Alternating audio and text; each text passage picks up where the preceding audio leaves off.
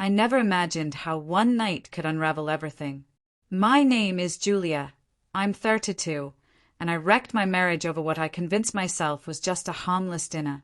That's how it started. Just one evening, one decision, a casual dinner with my boss to celebrate a big project. That's it. Or at least that's what I told myself. But that simple choice turned into a chain of events that would destroy everything. Now, I'm sitting in a sterile apartment, the silence weighing heavily around me, trying to make sense of how it all fell apart.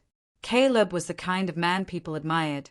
Steady, grounded, the kind of person you could rely on, no matter what. When we first met, his calmness was like a refuge to me.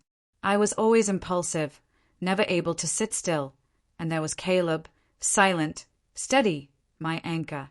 Where I doubted, he reassured. He was the rock that made me feel safe, the one who never raised his voice or gave me reason to question his trust. At first, I loved that. Who wouldn't? A partner who trusts you without question, who lets you be yourself without the need for constant validation. But after a while, I started to feel like I was invisible. His calmness, once a relief, began to feel like indifference. I started coming home late, hoping for some reaction, some sign that I mattered beyond just being reliable. But Caleb never changed. He didn't ask questions, didn't show any jealousy. If someone flirted with me, he laughed it off. And I couldn't help but wonder, was I really that unimportant? That's when the thought first hit me. What if I tested him? Not to manipulate him, at least not consciously, but just to see if he cared, if he'd feel something when I was out of his reach. That's when Martin came into the picture. My boss. Charismatic, charming, always just a little too smooth, but nothing I couldn't handle. After a big presentation, he invited me to dinner, just the two of us. I knew it was dangerous, but I convinced myself it was harmless. Caleb wouldn't mind, I told myself. But when Caleb suggested we go out that same night, I lied. I told him it was a group dinner with the office. Nothing important. I wanted to see if he'd challenge me, ask questions, maybe show some emotion. But he didn't. He just smiled, kissed me, and said, "Have fun, Jules."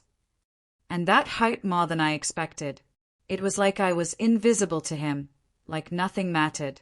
So I went. I told myself it was just a harmless night out, that I was proving a point. But deep down, I knew I was setting everything I had on fire. When I came home, Caleb was still awake, sitting on the couch with a book. He asked how dinner went, his tone unchanged. But something in the air felt different.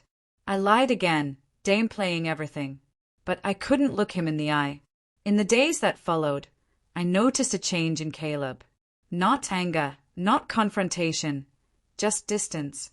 He pulled away in small ways, shorter conversations, less affection, no more reaching for my hand in bed. And then one evening, he asked, "Did you go out with Martin alone?" There was no anger in his voice, no judgment, just a quiet finality. I froze. Part of me wanted to lie again, but I couldn't.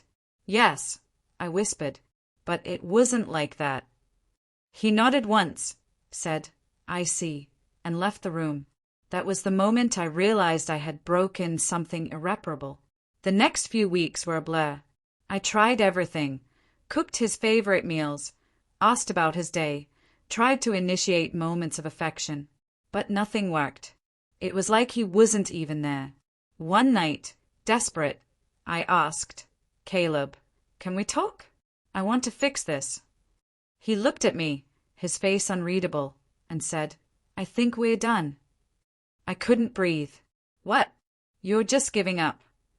I asked, shocked. He shook his head, his voice steady. "You think this is sudden, but I've been trying for years to make you feel loved. And all this time, it's felt like you've been waiting for someone else." I begged him to stay, promised I would change, but he was already gone. The next day, he left. And just like that, my marriage was over. Then came the fallout. Martin, who I thought was offering me the attention I craved, started showing his true colors. His compliments turned into demands. His charm faded into manipulation. The attention I once found flattering now felt suffocating. When he crossed the line, I reported him to HR, but the damage was already done. Colleagues whispered behind my back. Some avoided me. Others looked at me like I was the villain in my own story. Even my family turned on me. My sister, with more bitterness than sympathy, said, "You always wanted more. Now you've got it." Caleb's parents, who once treated me like family, cut all ties. I was alone, completely alone.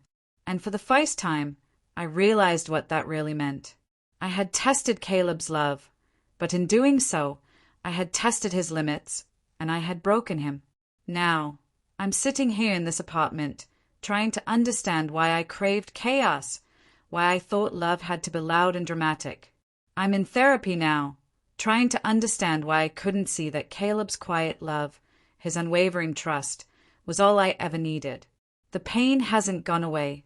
It still hits me in waves, sometimes triggered by something as small as a song or scent. But I'm learning.